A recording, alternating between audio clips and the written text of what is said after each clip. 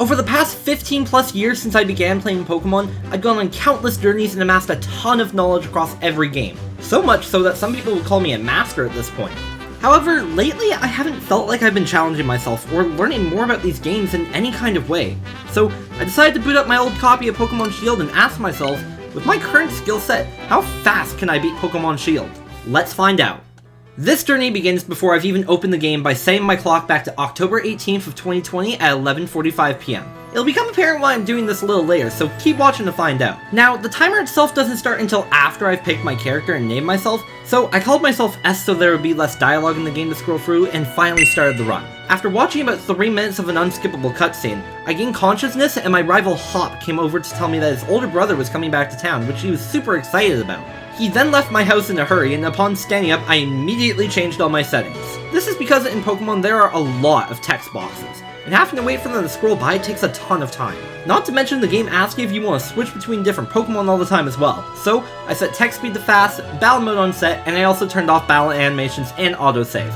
That way the game doesn't have too much lag every time I enter or exit a building. It's a little risky in case of a game crash, but what are the chances of that happening, right? I join Hop at his house where we find out his brother isn't there, and we go to meet him in the town of Wedgehurst, where we end up meeting the unbeatable champion Leon. Did I mention he was unbeatable? Upon meeting up with us, Leon and I hop back over to the house where Leon gives us a choice between a starter Pokemon.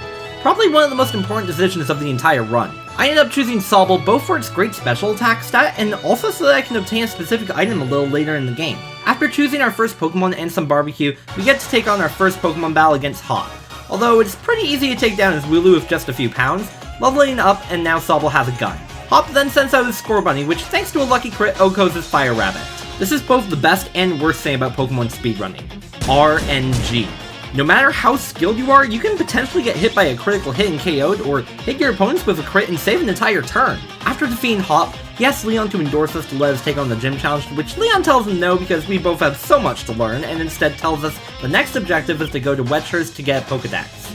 But not before having to go save a Wooloo that wandered into the Slumbering Weld, which essentially besides mashing the B button to run from 3 guaranteed encounters is a glorified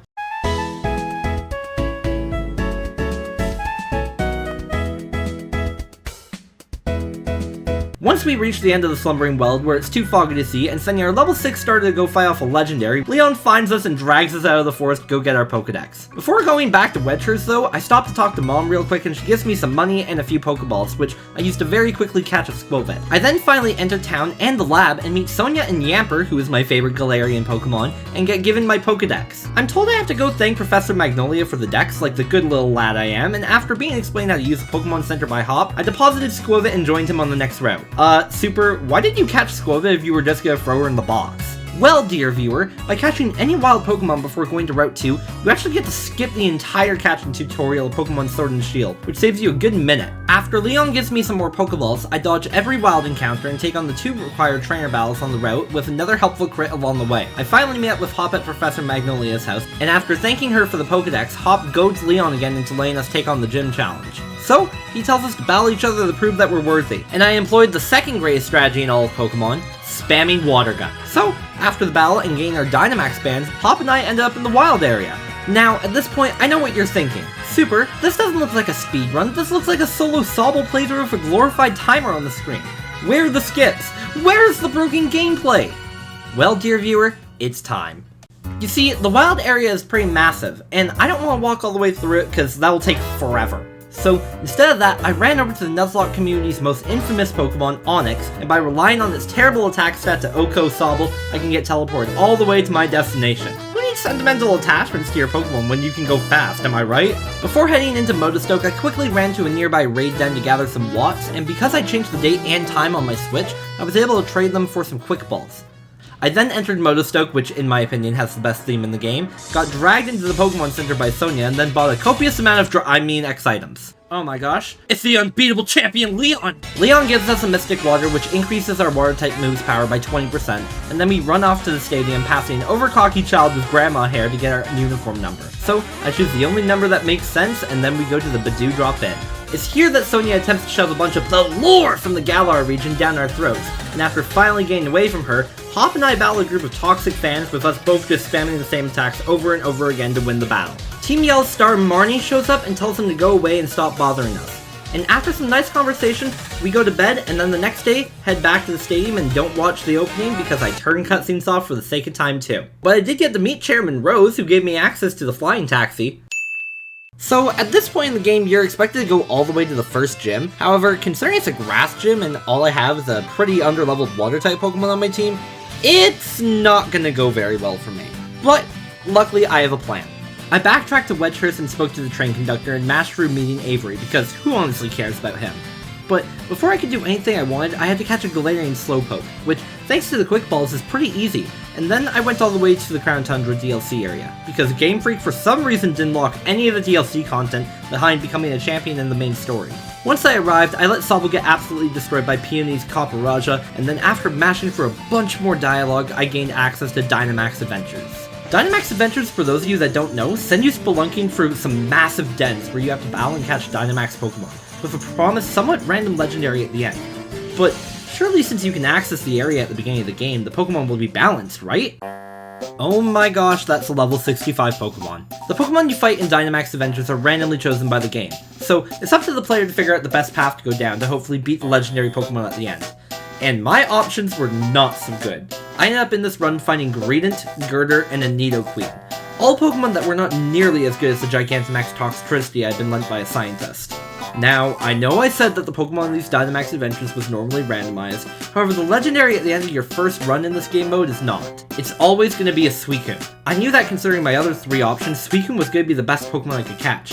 However, with only being able to have 3 more Pokemon get KO'd before getting kicked out of the den, would I be able to beat it? So now chat, the entire reason why we came in here.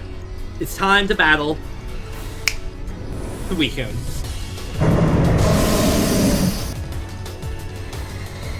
And Girder's going for Focus Punch. Poison Point, okay.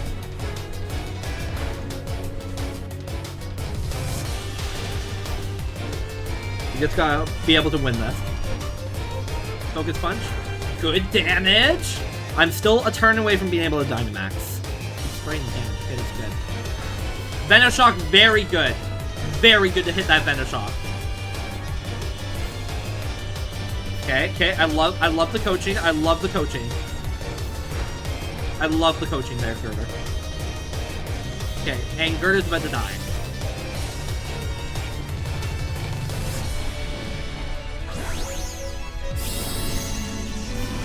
Let's try this again. No. What's up? Too bad he doesn't have his guitar. Or too bad she doesn't have her guitar. Extra sensory. Oh, okay, Gloom survives. Gloom survives. We can Water Pulse on Girder, that's fine. Girder wasn't gonna live anyways. Okay, so we have 2 lives left. Venoshock on that. Beautiful. Beautiful. G-Max Stun Shock, come on. And Gloom hit it. Gloom hit it. Oh, Gloom flinched. Of course, Gloom flinched. Okay. Oh boy. This is actually a little dicey. Okay, I live. Come on, somebody hit it. Please, please, somebody hit it. Please, somebody hit it. Please hit me. Yes, come on. Yes, we won. We got Suicune. Let's go. Oh my gosh. So, after the closest Dynamax adventure of my life, we now have a level 70 legendary Pokemon before the first gym badge. So, after mashing through more dialogue and watching Peony run to a village and never going to help him, I returned to Motostoke, updated Suicune's moveset, and then proceeded to use the best strategy in all of Pokemon, spamming Surf. So, you can imagine that with us having an overpowered dog, there should be absolutely no way for us to fail this run. Well, you should be right. Turns out despite having this monster of a Pokemon, it's very possible to lose. I lost time by running into multiple wild encounters that stacked up on each other, and also from a later fight with Hop where his Trevenant confused me and dodged a Hydro Pump. And yes, I know I'm skipping a lot of content, but at the end of the day, when you have a level 74 Suicune, almost every fight is just a glorified sweep. It's not like Hop, Beat, or Marnie can do anything to stop this giant dog and I from progressing through the game. Now, it's important to note that throughout this run, I had a Google Doc that was guiding me along the route I was taking. However, I wasn't relying on it too heavily unless I got very stuck. 6th gym. I got very stuck. The 6th gym in the game has you navigate a labyrinth of hidden holes in the floor, and after falling in my 10th one, I admit, I got a little annoyed. I looked at the dock. Is this cheating? I have a level 75 Suicune. Are you seriously gonna judge me this far into the run? So, cutting back after beating the 6th gym and taking more damage from Hail than Hop has dealt since he became a trainer, I biked all the way south to Spikemouth, collecting some guard specs I'll never use along the way, and then after beating Marnie again, we got to enter the 7th gym's location, which doesn't let you in unless you have 2 Pokemon on your team for a single double battle. So hello, Slowpoke. And can you guess what Spikemouth's gym challenge is? Can you?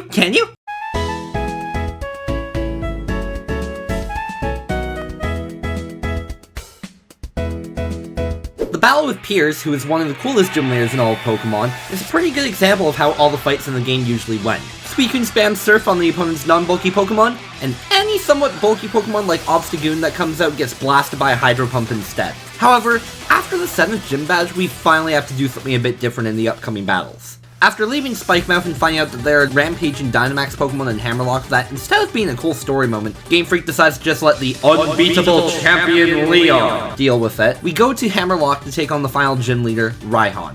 Raihan's gym is a little special because it's all about double battles and weather effects. Now, to be fair, the weather doesn't really matter for this battle for obvious reasons. However, Slowpoke is gonna have to join me for at least a few more battles. The worst part about this is that when I use Surf to take out both the enemy Pokemon, Slowpoke gets taken out as well, and I have to spend a bit of time to revive him after all 3 battles. I should have caught Wooper! But after beating the 3 gym trainers, I got to battle Raihan. And just in case I wasn't somehow able to take out any of his Pokemon, I used the next special attack on Slowpoke's turn, boosting all the Suicune's damage by 20%, which, with the Mystic Waters bonus as well. Now that's a lot of damage! However, despite the buffs, Duraludon managed to still survive with Surf, but we took it out the next turn, winning our final gym badge.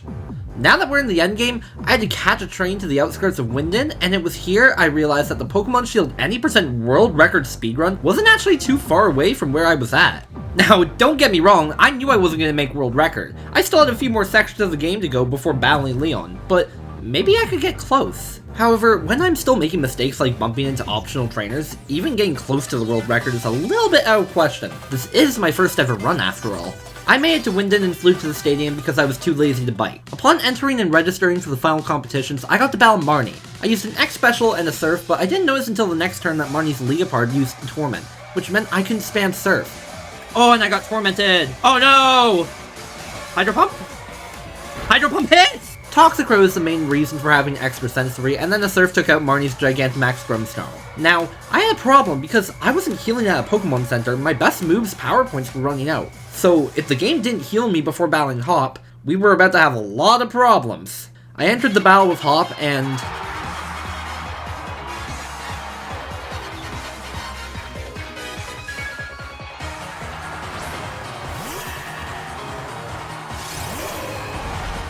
alright, hello there, Dubwool. Come on. Yeah, we healed. Perfect! Perfect! Surf. Awesome. I love everything about this. Pincurchin, gone.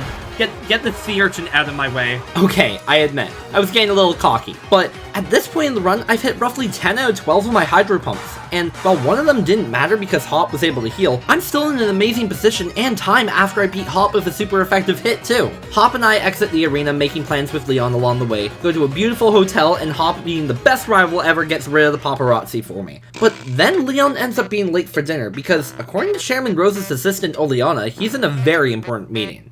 So, us children, despite being told to wait for a bit longer, decide the best course of action is to break into a governmental building, all because Leon was late for dinner.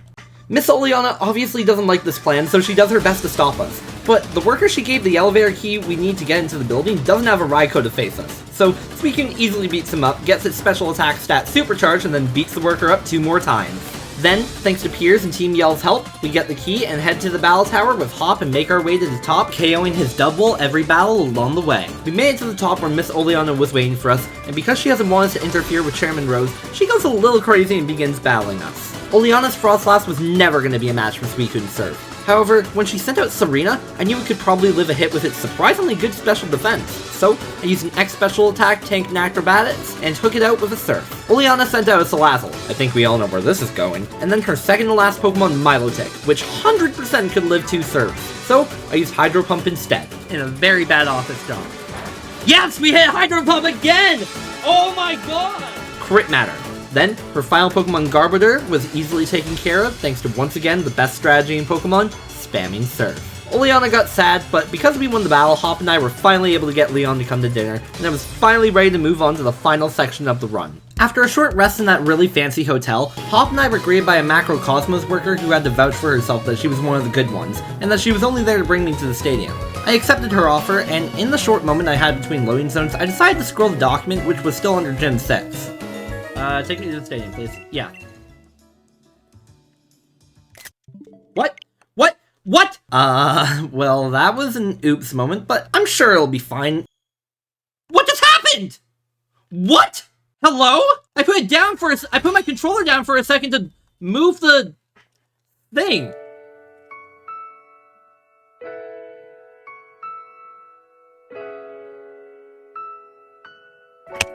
I didn't even hit X. What do you mean? Are you... What? I lost everything. If you don't understand what happened, when I went to scroll the document, I put my controller down on my lap for half a second, and somehow in a single motion fully closed the game, and my last save was after obtaining Suicune from its Dynamax adventure. To say I was devastated is an understatement. Have you ever accidentally closed a game after hours and lost all your progress before? Have you ever had to ask yourself, was all this time I spent on this worth nothing at all? At the beginning of this video, I said that it was because of my skills and knowledge that some people would consider me a master at the games, but to me, this rookie mistake proves I'm not. I know at the end of the day, it's not about the destination, but the journey along the way, but maybe all it was up until this point was luck. Maybe I don't deserve to call myself a master. This isn't the ending I wanted, or probably you watching this wanted, but ultimately it's things like this that are how you learn and grow. So tell me, do you think I deserve a second chance?